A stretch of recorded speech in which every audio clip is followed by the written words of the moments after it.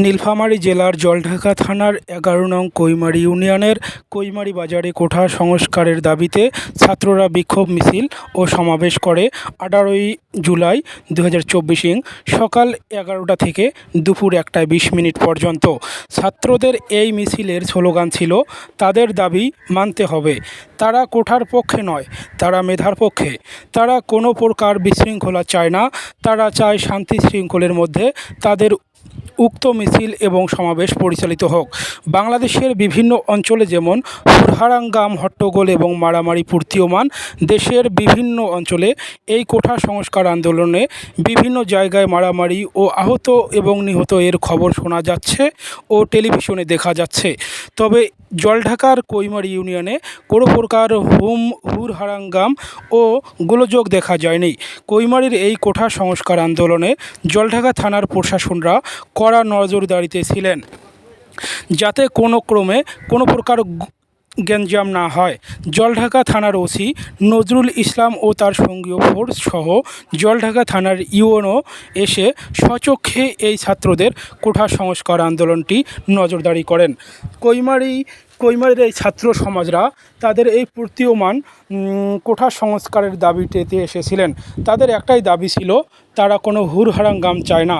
তারা কোঠার বিপক্ষে ছিল, কিন্তু তারা চায় কোঠা সংস্কার করা হোক। এই পক্ষেই তারা এই মিছিল এবং সমাবেশটি করেন।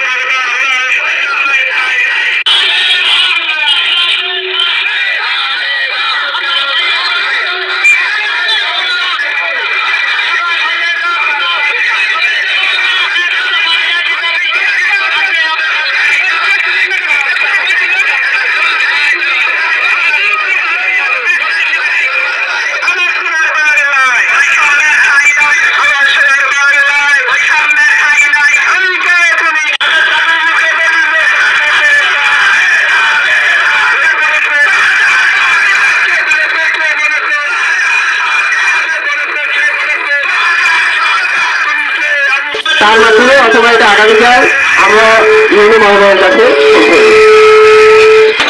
সর্বসাধারণে যারা আছেন তাদের কাছে আমাদের একটা কথা, সরকারি চাকরিতে যারা ওখানে আছে তাদের সকলে অনেকের সন্তান বিভিন্ন বিশ্ববিদ্যালয়ে পড়াশোনা করে কেউ শেষ করেছে, কেউ করবে।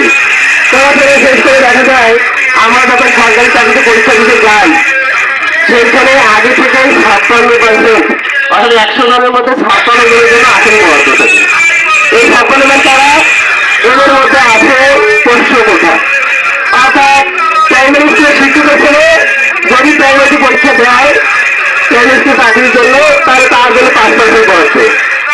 যদি কোনো দেখা যাচ্ছে 20 জন চাকরি পরীক্ষা দেয় তাহলে এটা 30 সন্তানের জন্য 5% বরাদ্দ। আমার প্রশ্ন হচ্ছে তারা পরীক্ষা দেখেন তারা যখন 28 বাড়িতে সাধারণ স্টুডেন্ট 30 করে বলা হচ্ছে যারা অযোগ্য, যারা মেধাবী কম মেধাবী, তাদের একটা কম মেধাবী ডাক্তার, সে যদি ডাক্তার হয়ে আসে করে এটা ভুল চিকিৎসাকে মানুষ করে ফেলবে। সে ভুল চিকিৎসাকে আমি দেখি এই পুলিশ বাহিনী তার কাছে চিকিৎসা করে যায়, দেখা যাচ্ছে ওরা আমাদের একার সমস্যা না, এটা সকলের সমস্যা। এই কোটা আন্দোলন শুধু আমার একার না, সারা দেশের সকল ছাত্র ভাইদের আন্দোলন, যে আন্দোলন যোগ দিয়েছে সর্বস্তরে চলে যাবে। আমরা চাই যদি তারা সত্যিকারে যারা মেধাবী তারা তাকে আসুন, আমরা আমরা সরকার পথের আন্দোলনে অগ্রসী, আমরা সরকার বিরুদ্ধে আন্দোলনে অগ্রসী। আমাদের আন্দোলন কোটা সংস্কারে এটা বাতিল নয়, আমরা চাইছি যারা কিছু বন্ধু যারা জন্মগত আরো সমস্যায় আছে নির্মাণের তাদের জন্য 5% কোটা আছে সেটা বহাল থাকতে পারে, এবং যারা উপজাতি বিভিন্ন জায়গায় যারা আছে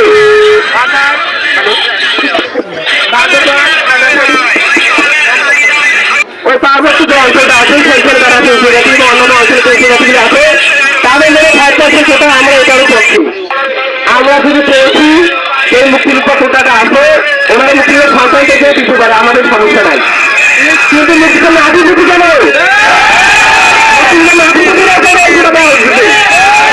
আমাদের করা হচ্ছে নাতি কোন মুক্তিযোদ্ধা নিজের মুক্তিযোদ্ধা আছে ব্রাহ্মণ করায়। আপনার তাদেরকে জিজ্ঞেস করেন ওরা কেউ যুদ্ধ করে নাই যে আমার ছেলেকে চাকরি দেবে আমার মেয়েকে চাকরি দেবে এই আশাকে যুদ্ধ করতে চায় নাই। যুদ্ধ করতে গেছে এই লাল সবুজের পতাকা একটা স্বাধীন সার্বভৌম এবং যেখানে সমাজের সমানাধিকার আছে সেই বাংলাদেশ বিনির্মাণের জন্য। কিন্তু এই মুক্তিযোদ্ধাদের বাংলাদেশে দেখা যায় চাকরির পরীক্ষাতে এবার যারা এই 2022 সালের দিকে প্রাইভেটিতে বড় বড় সার্কুলার হয়েছে আমরা দেখতে পাইলাম অনেকের চাকরি 65 প্রিয় হয় নাই, অনেকে আবার 55 প্রিয় হয়ে গেছে।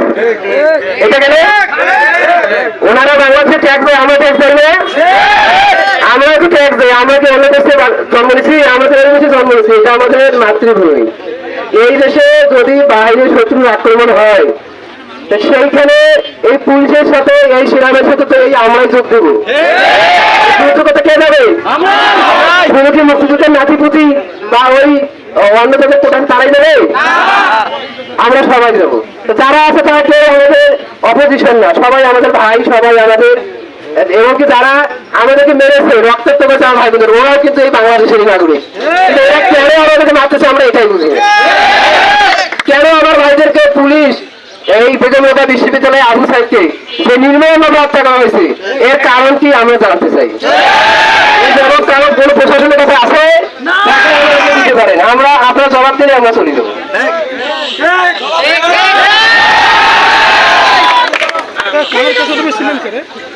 আমাদের সর্বশেষ কথা, আমরা এই কর্মসূচি করবো না, আমাদের কর্মসূচির সর্বশেষ অবস্থা আমরা প্রায় চলে আসছি। আমরা যতক্ষণ না সরকার প্রধানমন্ত্রীকে বলছে এটা সমাধান করবে, আমরা চাই সমাধান করে, সমাধান করলে আমাদের কোনো সমস্যা নেই, আমরা রাস্তা ছেড়ে দেব। কিন্তু যদি আপনি সমাধানের নামে আমাদেরকে হাইকোর্ট দেখায় এটা আমলাতন্ত্রের লাল ফিতের মতো তোর দেখান তাহলে আমরা এটা মানবো না। যতক্ষণ না মানবেন আমরা ততক্ষণ এই রাস্তায় থাকবো। আপনারা থাকবেন তো? আমাদের আগামীকালকে যে কর্মসূচি কৈমারি ইউনিয়ন পরিষদের সামনে যে শহীদ মিনার আছে, যে এই শহীদ মিনারের মিনিমাম রয়েছে 52 সেই সালাম বাগত রফিকদের স্মৃতি অমর করে রাখার জন্য, যাদের সেই সকল ছাত্র আন্দোলনের অনেকে আজকে আমরা বাংলা ভাষায় কথা বলতেছে, এই পুলিশ বাহিনীও বাংলা ভাষায় কথা বলতেছে, এই ইউনিয়ন সাহেব বাংলা ভাষায় কথা বলতেছে, এই এসিডেন্ট সাহেব বাংলা ভাষায় কথা বলতেছে। আমরা আমাদের বলেছি